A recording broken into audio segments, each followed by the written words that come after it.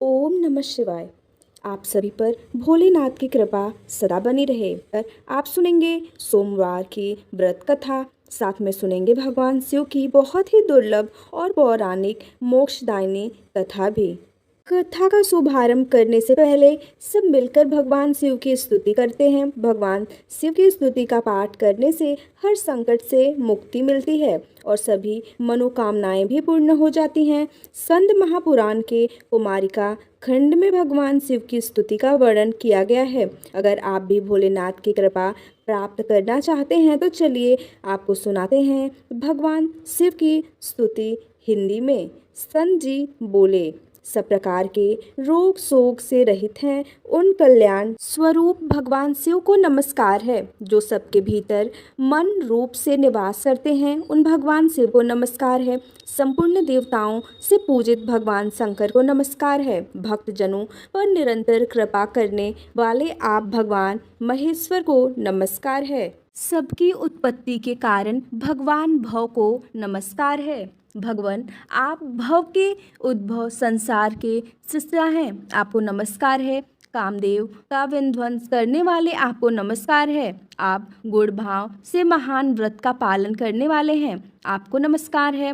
आप माया रूपी गहन वन के आश्रय हैं अथवा सबको आश्रय देने वाला आपका स्वरूप योग माया समावृत होने के कारण दुर्बोध है, आपको नमस्कार है। प्रलय काल में जगत का संहार करने वाले सर्व नामधारी आपको नमस्कार है। शिवरूप आपको नमस्कार है। आप पुरातन सिद्ध रूप हैं, आपको नमस्कार है। काल रूप आपको नमस्कार है। आप सबकी कलना करने वाले होने के कारण काल नाम से प्रसिद्ध हैं, आपको नमस्कार है। आप काल की कला का अतिक्रमण करके उससे बहुत दूर रहते हैं, आपको नमस्कार है। आप स्वाभाविक ऐश्वर्य से संपन्न हैं, आपको नमस्कार है। आप अप्रमेय महिमा वाले वृषभ तथा महासमृद्धि से संपन्न हैं, आपको नमस्कार है। आप सबको शरण देने वाले हैं, आपको नमस्कार है। आप ही निर्गुण ब्रह्म हैं, आपको नमस्कार है। आपके अनुगामी सेवक भयानक गुण संपन्न हैं, आपको नमस्कार है।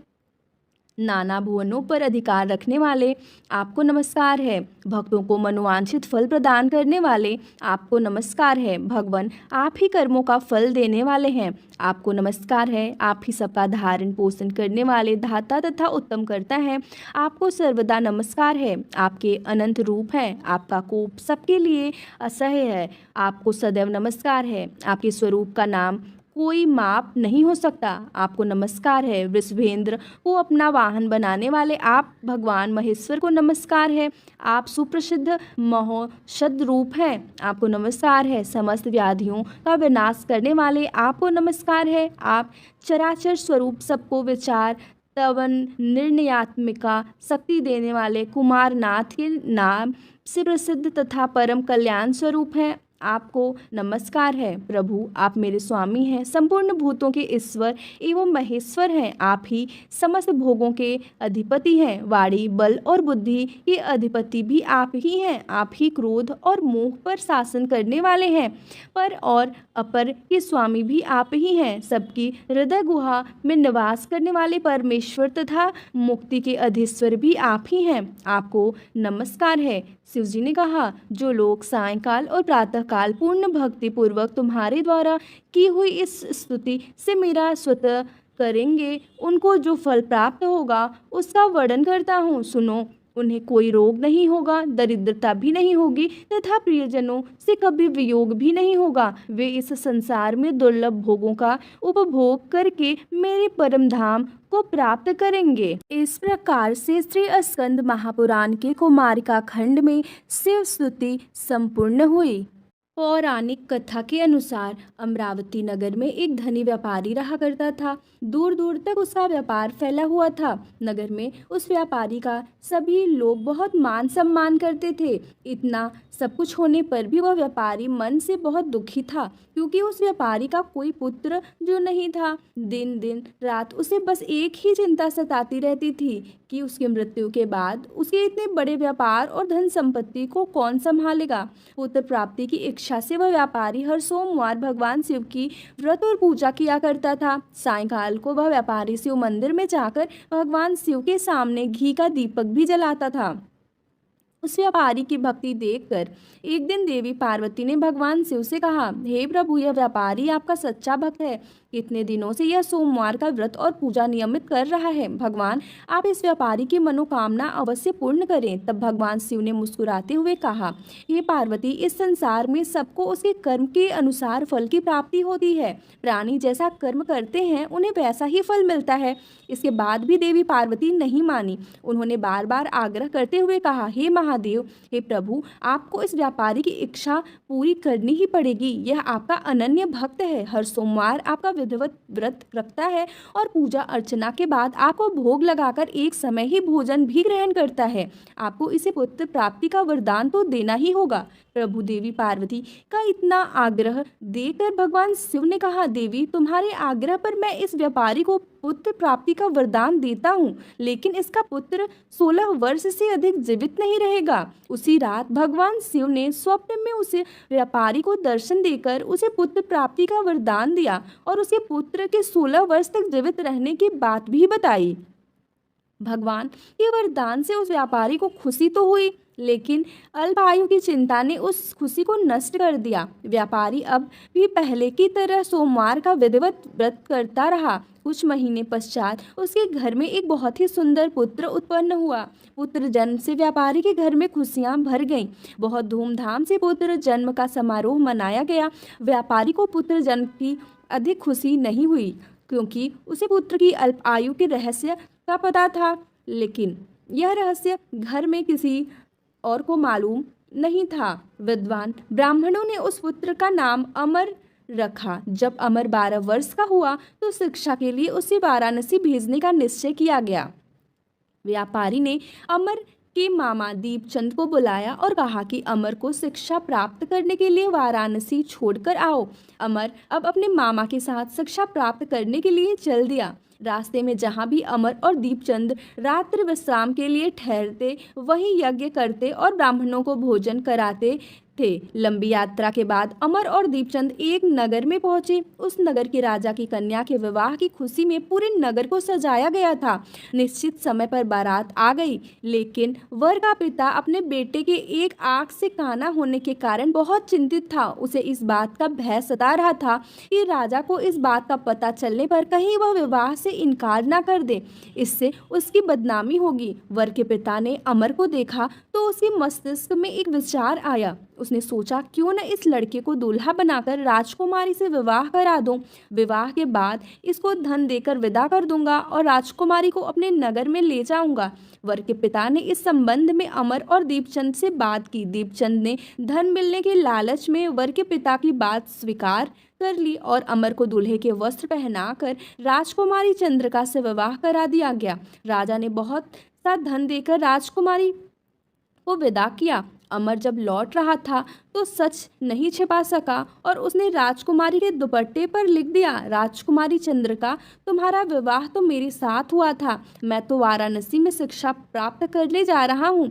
अब तुम्हें जिस नवयुवक की पत्नी बनना पड़ेगा वह काना है। वो जब राजकुमारी ने अपने दुपट्टे पर लिखा हुआ पढ़ा तो उसने काने लड़के के साथ जाने से इनकार कर दिया। राजा ने सब बातें जानकर राजकुमारी को महल में रख लिया। उधर अमर अपने मामा दीपचंद के साथ वाराणसी पहुंच गया। अमर ने गुरुकुल में पढ़ना प्रारंभ कर दिया। जब अमर की आयु 16 वर्ष की हुई तो उसने एक यज्ञ किया। यज्ञ की समाप्ति पर ब्राह्मणों को भोजन कराया और खूब अन्य वस्त्र दान किए। रात को अमर अपने शयन कक्ष में सो गया। शिवजी के वरदान के अनुसार शयनावस्था में ही अमर के प्राण पखेरु उड़ गए। सूर्योदय पर मामा अमर को मृत देखकर रोने पीटने लगा। आसपास के लोग भी एकत्र होकर दुख प्रकट करने लगे। मामा के रोने की विलाप करने से स्वर समीप से गुजरते हुए भगवान शिव और माता पार्वती ने भी सुने। तब माता पार्वती ने भगवान से कहा, प्राणनाथ, मुझसे इसके रोने का सहन नहीं हो रहा। आप इस व्यक्ति के कष्ट को अवश्य दूर कीजिए। भगवान शिव ने देवी पार्वती से कहा। अदृश्य रूप में जाकर अमर को देखा तो पार्वती जी से बोले, देवी, यह तो उसी व्यापारी का पुत्र है जिसे मैंने 16 वर्ष की आयु का वरदान दिया था। आज इसकी आयु तो पूरी हो गई।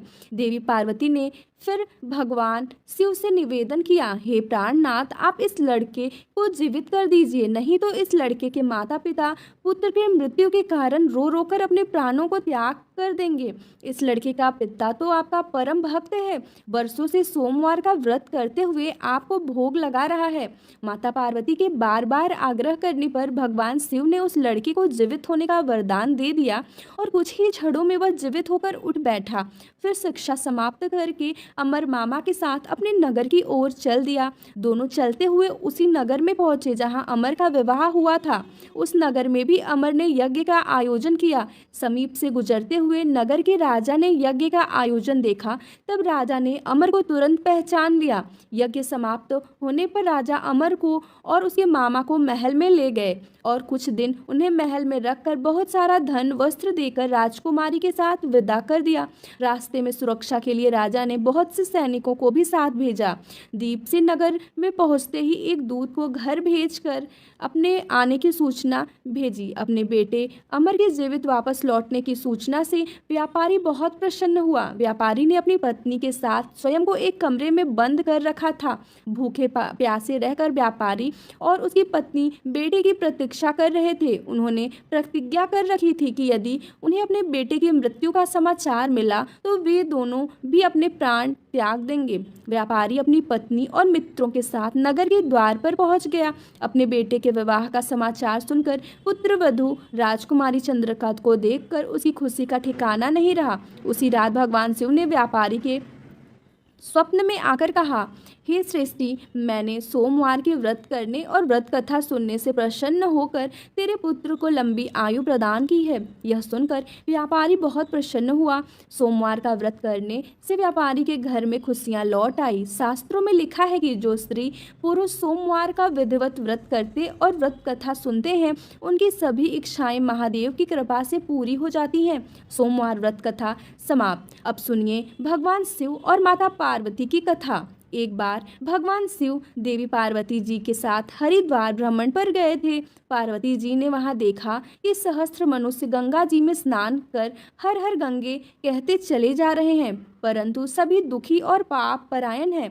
तब देवी पार्वती जी ने बड़े आश्चर्य से भोलेनाथ से पूछा, हे देव, गंगा में इतनी बार स्नान करने पर भी इनके पाप और दुखों का नाश क्यों नहीं हुआ?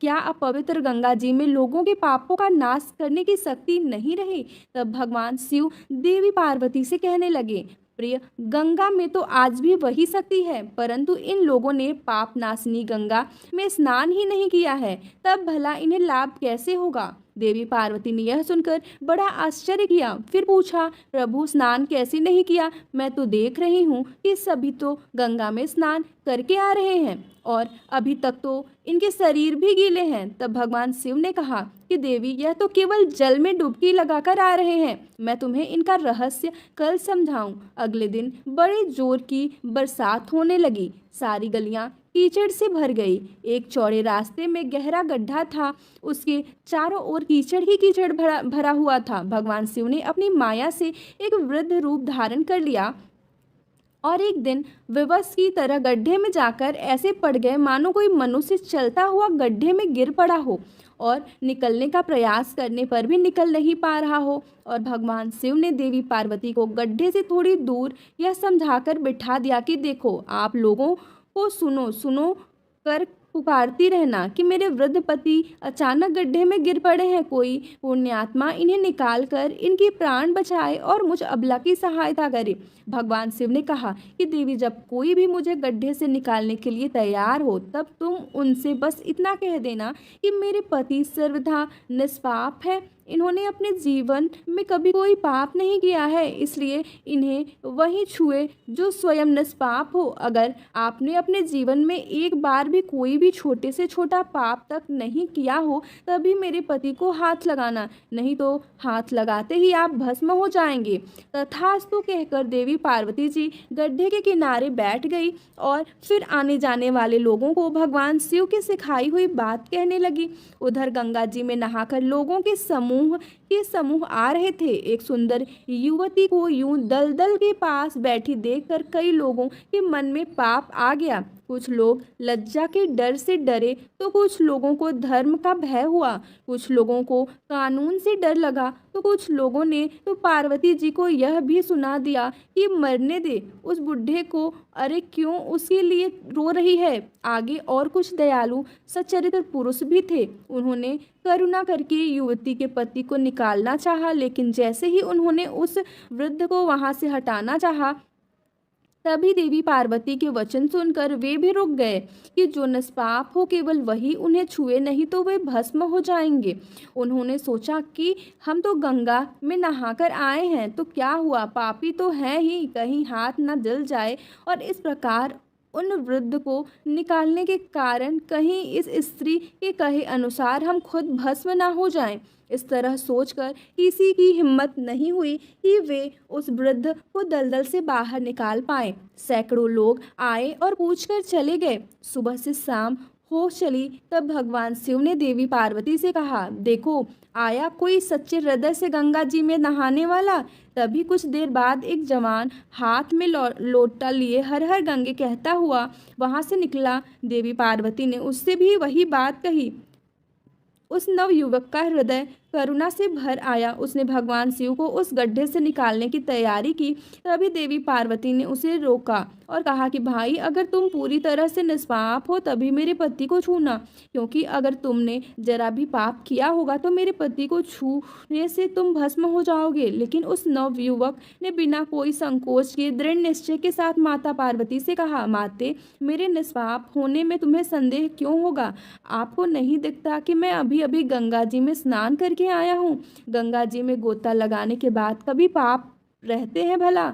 और आपके पति को मैं अभी तुरंत निकालता हूँ। कहते ही उस नवयुवक ने वृद्ध को गड्ढे से बाहर निकाल दिया। तब भगवान शिव और माता पार्वती ने उसे अधिकारी समझकर अपना असली स्वरूप प्रकट कर उसे दर्शन देकर कृतार्थ किया। भगवान शिव ने देवी पार्वती से कहा, देवी, इतने लोगों में से बस इस एक ही ने गंगा स्नान किया है। इस दृष्टांत के अनुसार जो लोग बिना श्रद्धा और विश्वास के, केवल दंभ के लिए, केवल पाखंड के लिए गंगा जी में स्नान करते हैं, उन्हें वास्तविक फल नहीं मिलता। लेकिन इसका यह मतलब नहीं है कि गंगा स्नान व्यर्थ जाता है। गंगा स्नान का बहुत पुण्य भी है। गंगा स्नान करने से सभी पापों से तो मुक्ति मिलती ही है, साथ ही मोक्ष की भी प्राप्ति होती है। ऐसा हमारे धार्मिक पुराणों में वर्णन है। यह थी आज की कहानी। आपको कैसी लगी कमेंट बॉक्स में जरूर बताइएगा।